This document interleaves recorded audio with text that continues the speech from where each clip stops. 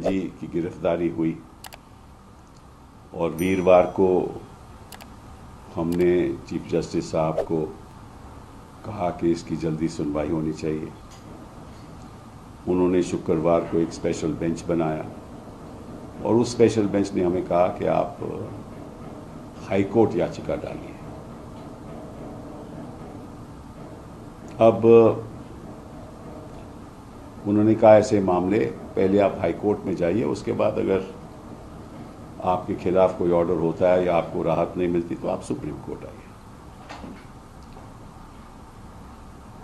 अब हमारे chief justice साहब ने यह भी कहा है कि जब कोर्ट का ऑर्डर पास हो जाए तो वो प्रॉपर्टी, वो जो संपत्ति है वो पब्लिक की होती है, उस पर हम टिप्पणी भी कर सकते हैं। तो इसलिए मैं आज टिप्पणी कर रहा हूं।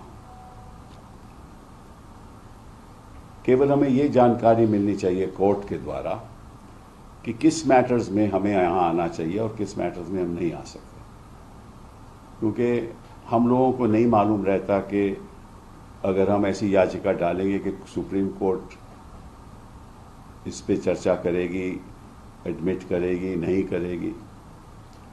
हमें तो इतिहास का मालूम है, हमें यह भी मालूम है कि आर्टिकल 32 हमारा एक फंडामेंटल राइट है, फंडामेंटल राइट के चैप्टर में है। और मैं आज जनता के सामने कुछ बातें रखना चाहता हूं जिससे साफ जाहिर हो जाएगा कि सुप्रीम कोर्ट को कोई ना कोई सिस्टम बनाना चाहिए, कोई पॉलिसी, कोई नीति बनानी चाहिए जिसके आधार पे जनता को मालूम हो कि कब सुप्रीम कोर्ट आए और कब नहीं आए। मैं आपको कुछ उदाहरण देता हूं। अर्नब गोस्वामी के मामले में तुरंत 32 पिटीशन हुई और सुप्रीम कोर्ट ने उसको एडमिट किया और राहत भी दी। बिल्किस याकूब के मामले में भी ऐसा हुआ, विनोद दुआ के मामले में भी ऐसा हुआ। मधुले में, मैं पुरानी बात कर रहा हूं, वर्सेस स्टेट ऑफ महाराष्ट्र, वो कॉन्स्टिट्यूशन बेंच ने सुना। Kerala union of journalists article 32 में आए, उनकी सुनवाई हुई। अमीश देवगन की सुनवाई हुई। Meena versus state of UP, justice Kaul और जस्टिस धूलिया ने सुनवाई की। और सबसे ताज्जुब की बात यह है कि इन्फोर्समेंट डायरेक्टरेट आर्टिकल 32 में आई। अब बताइए, इन्फोर्समेंट डायरेक्टरेट को तो आर्टिकल 32 का राइट है नहीं, वो तो एक मानव अधिकार है जनता का। उन्होंने 32 की पिटीशन फाइल की, वो पेंडिंग है।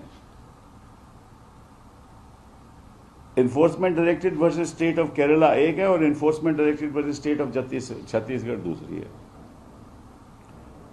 स्टेट ऑफ यूपी, आपको मालूम होगा, मुख्तार अंसारी जेल में थे लुधियाना में, पंजाब में। 32 पिटीशन फाइल की गई कि इस शख्स को पंजाब से लेकर यूपी में भेजा जाए। वो 32 पिटीशन थी। नूपुर शर्मा जी की 32 पिटीशन थी। जस्टिस सूर्यकांत संदीप पारदीवाला और जो मुख्तार अंसारी की 32 थी, उसमें जस्टिस अशोक भूषण और सुभाष रेड्डी साहब थे। Mukesh Gupta versus state of Chhattisgarh, transfer of all investigation to CBI, ये 32 में हुई। Qurban Ali versus union of India, justice Ramana और जस्टिस सूर्यकांत और हीमा कोहली, इन्होंने 32 एडमिट की। और वो जो मुकेश गुप्ता की थी, वो जस्टिस अरुण मिश्रा और रविंदर भट्ट उस समय जज थे। शाहीन अब्दुल्ला, मैं ऐसे आपको सैकड़ों उदाहरण दे सकता हूं। मैं समझता हूं कि हिंदुस्तान के इतिहास में शायद ही ऐसा कोई मौका हुआ हो जब एक सिटिंग मुख्यमंत्री की गिरफ्तारी हुई हो। शायद ही हिंदुस्तान के इतिहास में ऐसा हुआ। और वो मामला भी 32 के लायक नहीं। हाँ, इतना जरूर होता अगर सुप्रीम कोर्ट हमें कहती कि आप अपना केस हमारे सामने रखिए, और केस सुनने के बाद सुप्रीम कोर्ट कह सकती थी इस मामले में हम इंटरफियर नहीं करना चाहते, आप हाई कोर्ट जाइए।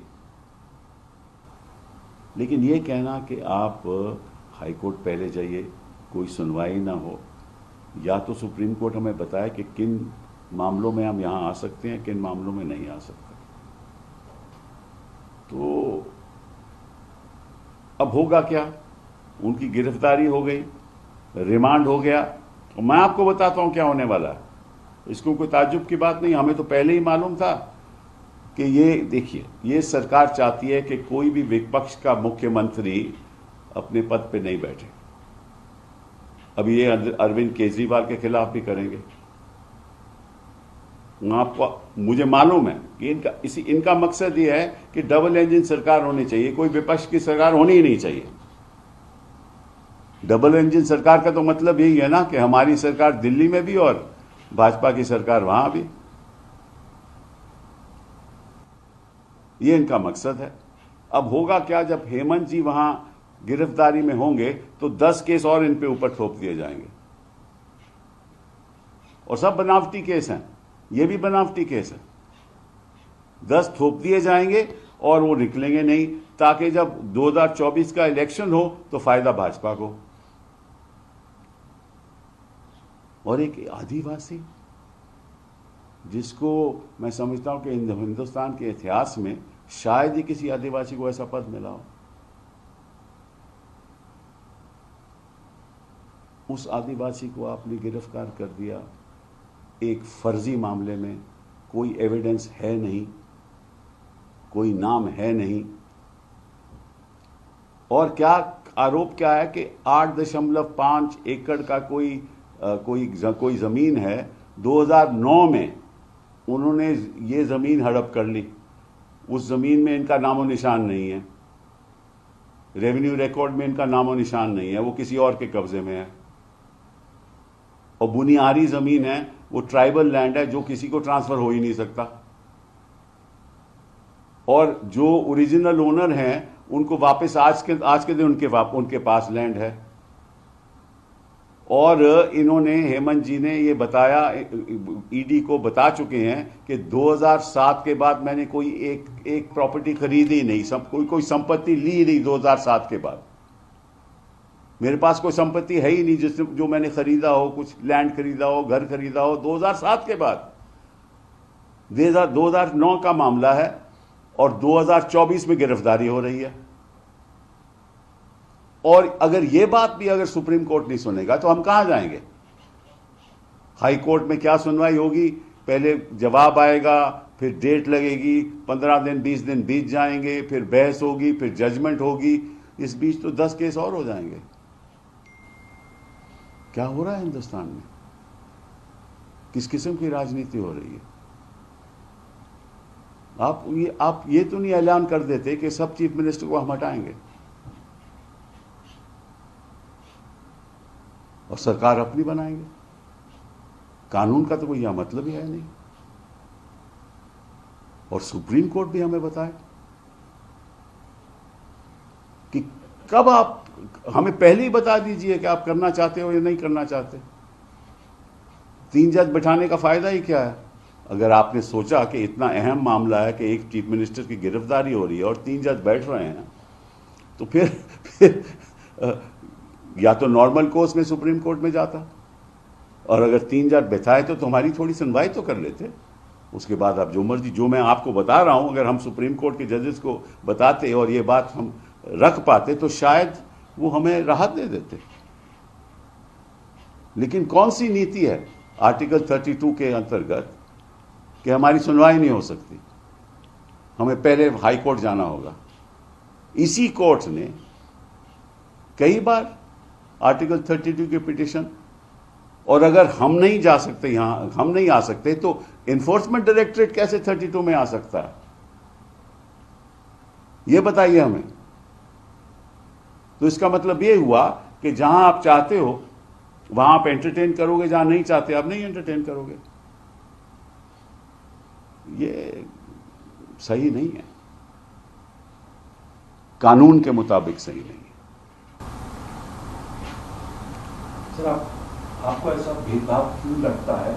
सामने ये चीजें हो रही हैं, और दूसरा, क्योंकि आप एक राजनेता भी हैं और अधिवक्ता भी हैं वरिष्ठ देश के, तो सुप्रीम कोर्ट के आप जिस फैसले पर आप ये कह रहे हैं, सवाल आप उठा रहे हैं कि भेदभाव दिखाई दे रहा है। नहीं, मैंने ये नहीं कहा। मैंने कहा कि जो कोई नीति नहीं है, नीति में आप चाहते हैं कि नीति जो है वो नहीं सुप्रीम कोर्ट की है। तो ऐसे में एक एज अ लॉयर आप क्या रास्ता एक किसी शख्स के पास बचता है क्योंकि चीफ मिनिस्टर एक सिर्फ झारखंड में ही नहीं है पोजीशन के, और भी चीफ मिनिस्टर है। अरविंद केजरीवाल के घर तो आज भी दिल्ली पुलिस गई है, एक उन्होंने आरोप लगाया था तो उसके ऊपर कि बीजेपी टॉपल करना चाहती है सरकार को, तो एसीपी पहुंच गए दिल्ली पुलिस के उनको नोटिस देने के लिए। तो ऐसे में क्या ऑप्शन एक किसी भी शख्स के पास बचता है? और राजनेता के तौर पे आपसे पूछना चाहूंगा कि क्या राजनीतिक विकल्प है आगे इस चीज की? नहीं, देखिए ऐसा है कि ये एक फंडामेंटल राइट है। कोई भी इस देश का नागरिक सुप्रीम कोर्ट आर्टिकल 32 पिटिशन डाल सकता है। ये फंडामेंटल राइट के चैप्टर में है, ये मानव अधिकार है। तो अधिकार तो है, और कब कोर्ट याचिका सुनेगी नहीं सुनेगी ये सुनकर कोर्ट को बताना चाहिए। आप अपनी बहस कीजिए, और अगर कोर्ट तब फैसला करे कि नहीं बेहतर यह है कि आप हाई कोर्ट जाइए, तो हम हाई कोर्ट चले जाएंगे, हमें कोई आपत्ति नहीं है।